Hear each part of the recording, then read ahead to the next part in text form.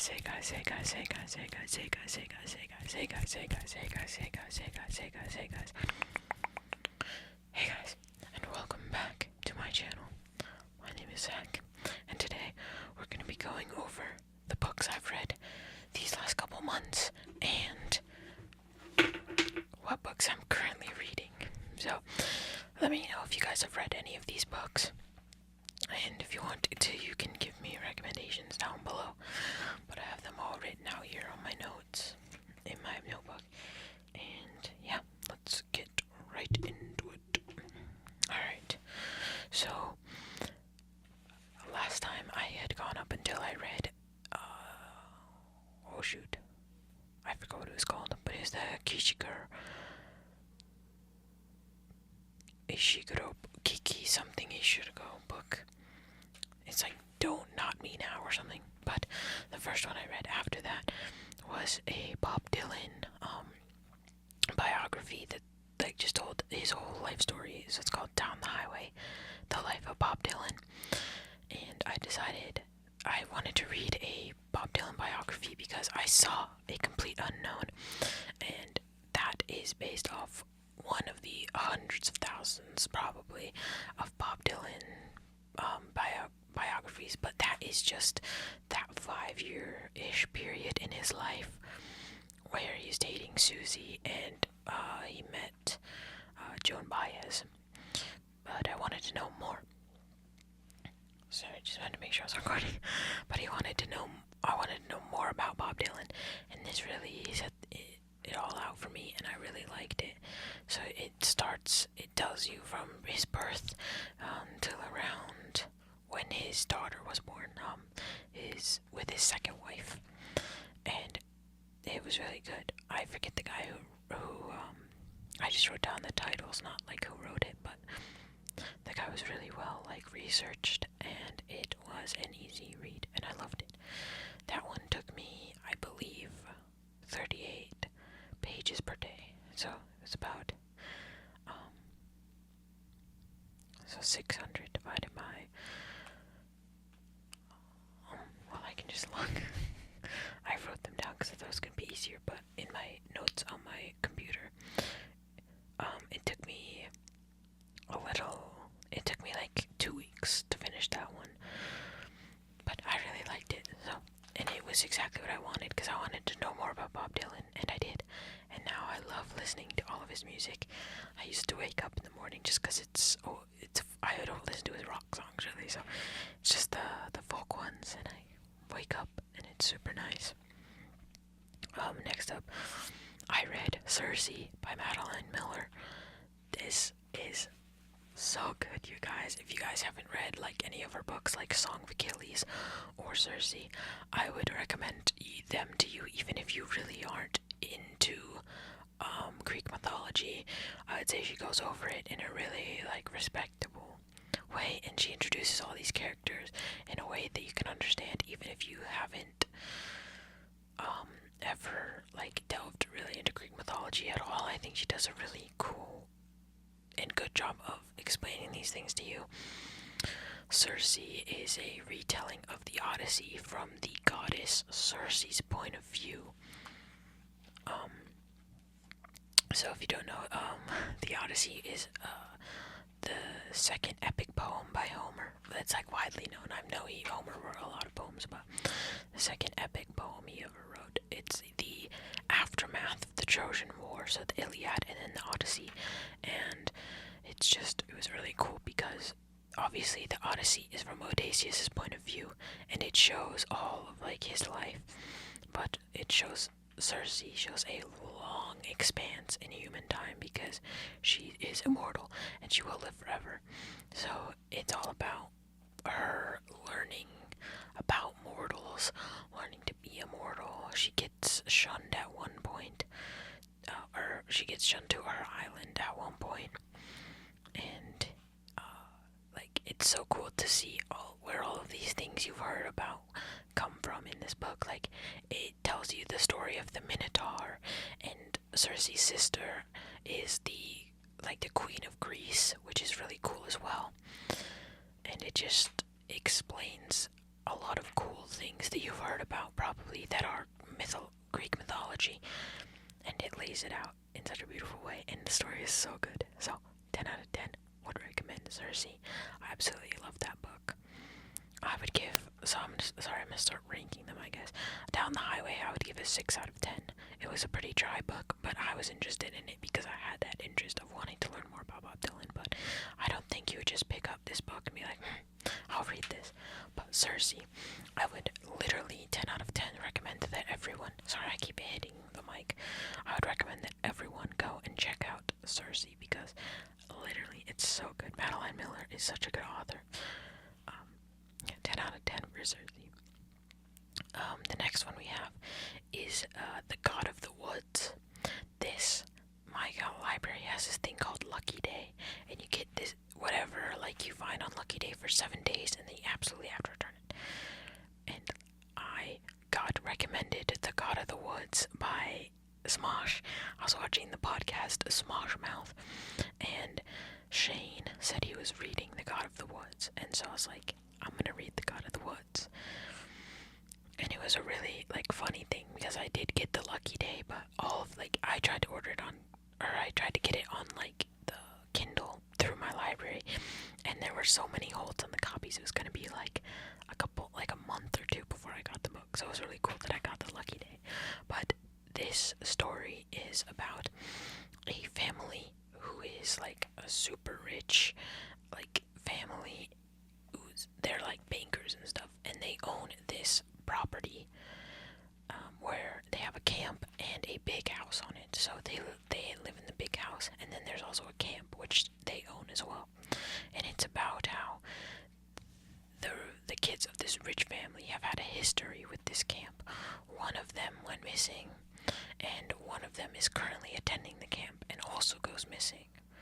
So it's kind of just the story of all of these characters at this camp trying to find out A, what happened to the first kid that went missing 10 years ago, and B, what happened to their daughter that just went missing this summer. And it's really cool. I saw a couple people complain about how it was a bit too long. I didn't really find that anything. I didn't agree with them entirely. I thought it was really good. This was the fastest I've ever read a book in my life. It was 2 days, and I read 238 pages both days. I was locked in. So yeah, that one is really good. If you can get it, then I would 10 out of 10 recommend that one. What I read after The God of the Woods is The Picture of Dorian Gray, and this was probably the worst. Not the worst, obviously it's a classic title, so it's not gonna be bad. It was just really hard to read for me because it is in 18th century English, and it was written by a poet. So it was written by Oscar Wilde, who was a poet primarily and playwright, and you can kind of tell because the whole time you're learning stuff is through monologues that they're having, but other characters are supposedly listening. There will be 2 or 3 pages of just monologue while the other person, I guess, is just sitting there like this, and I couldn't get through it. There's a lot of philosophically beautiful things said in this book, but it was not for me. Despite being a shorter book, it took me a week. It's I think less than 200 pages, but boy was it a doozy. So I would say read it anyways, but I'd probably give The Picture of Dorian Gray a 5 out of 10, just because of I didn't like the way it was written. It's obviously beautiful and really important to human history, but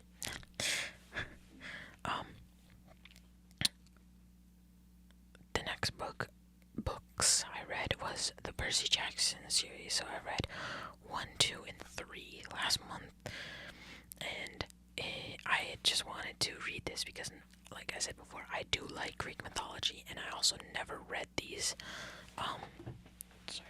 I never read these when I was a kid, so I was like, I'm gonna give Percy Jackson a chance because I think it could be really fun, and it was. I really enjoyed the first three, and now I'm currently reading the fourth. So a little sneak peek to my current reads. But yeah, Percy Jackson 1, they go on his first ever quest to find Zeus's master bolt. The second book, that one's like, girl. Oh, they go on like a whole thing to find Grover and save him from a Cyclops. And then the third, they go on another adventure with the hunters of Artemis. So Artemis is the god of the hunt, or the goddess of the hunt, and other things too. But she has these like girls that she takes with her, and she makes them immortal. And she makes them immortal, and they go on this whole quest to what were they questing for? I don't remember, but it was good. Sorry, jeez Louise.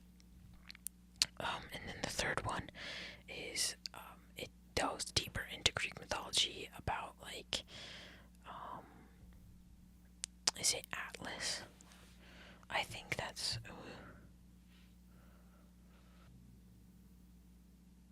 okay. Yeah, it's kind of about the character Atlas, and they're like Kronos and all that stuff. I'd like say if you're older and you don't seem interested in like Greek mythology, then you're not truly probably gonna be interested in a kid's book. But I enjoyed it, so. The next one I read on Audible, so I didn't really read it, I just listened to it. But whenever I go on a walk every day, and I listen to an audiobook. And so I just finished Hooked by Sutton Foster, and it's like a book through the lens of crafting, about how her life is like built around crafts, and I thought it was really good. It was really funny to hear her. Oh, if you don't know who Sutton Foster is, she's like a Tony-winning actress. She also has been in like TV and stuff like that.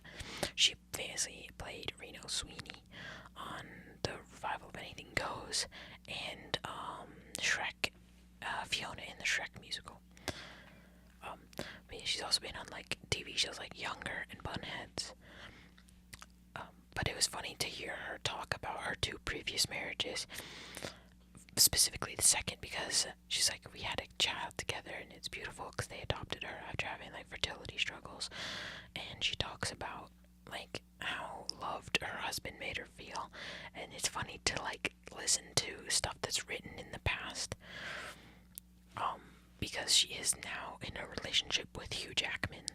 So like she broke up like a 28-year marriage that Hugh Jackman had with his previous wife, and it's just funny to like listen to the way she writes about the current husband in this book, and then just like turn around and be dating Hugh Jackman.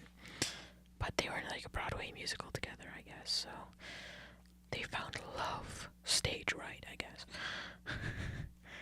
And I also just finished the audiobook of The Life and Times of the Wicked Witch of the West, which is what the musical Wicked is based on. I would say that I didn't really enjoy the book, but I wanted to see where it was going, if that makes any sense. I thought it's very different from the Wicked musical, obviously. The Wicked musical pretty much centers around, like, I think maybe 3 years in those characters' lives, and all this stuff happens. But in the book, it's spread across, like, Elphaba's life, and she lives into, like, her 30s or 40s, I would say.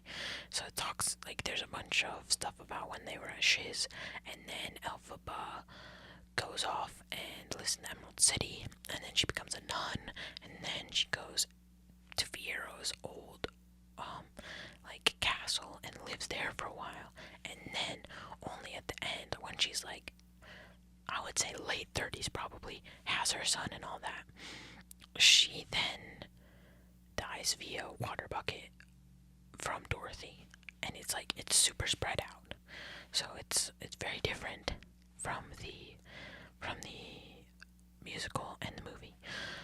But I say I recommend reading it. It is a series. Gregory Maguire did like 4 books, I believe, on this story. So the first one is from a bunch of people's point of view, but mostly Elphaba, and then the next one is her son, and then I think one is the lion, and then I can't remember what the fourth one is, but I thought it was good. I don't think I'm gonna read any more of them just because Gregory Maguire's writing style is a bit sporadic, and he uses a lot of words that are, I think, like, not really useful at all.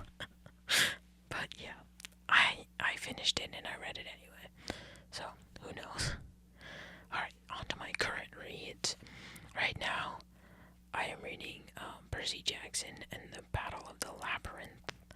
This one has been set up so far where there are like demons hunting Percy, and he's at camp right now. I'm like 40 pages in, so I don't truly know anywhere this is going besides the title, that they're gonna battle it out in a maze. Probably the Minotaur's maze, but who knows? I don't know. The second one I'm reading is Boyfriend Material. This is a like gay romance that is also a series, I guess, and it is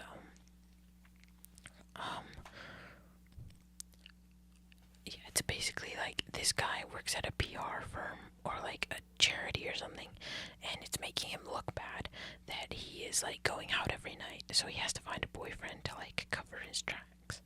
And that's all I know so far. I'm also not very far into this one. This one I'm reading at my mom's house, and then Percy Jackson I'm reading at my dad's house, so it's kind of like tough. But the third one I'm reading is The Diary of Anne Frank. I did like read this when I was in like 9th grade or whatever, but I don't really remember it at all. And with all the stuff going on in the world, I just really wanted to reacquaint myself with the history of World War II, just because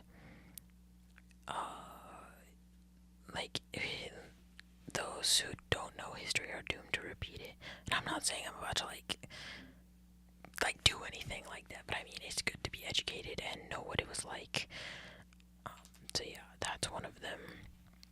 And my current audible listening is Too Much and Never Enough. How My Family Created the Most Dangerous Man in the World. It is a Donald Trump biography, but it's more of like a look at his psyche. It is by Mary L. Trump, who is his niece, and also like has a PhD in clinical psychology. So it's been really interesting so far. I've listened to like half of it, and I started listening to it yesterday when I was cleaning my room, and I listened to it for like 3 hours. And it's really interesting seeing how, like, I want to say like sadistic almost, the patriarch Trump was, Fred Trump the first, about how like he like just threw away people he didn't need, and exacerbated Donald's like behavior and all that. So I think it's good to know about the people you hate. Just because it makes it like easier to think about how they got there, and just like how he became this terrible person. Yeah, so that's I got really dark really fast, but those are all the books I've read and all the books I'm currently reading. So I hope you guys enjoyed this video. If you did, please give me a like, give me a comment, give me some book recommendations. My list is super long, but it's ever expanding. So thank you guys so much for watching. I'll see you next time. Goodbye, goodbye, goodbye, goodbye, goodbye, goodbye.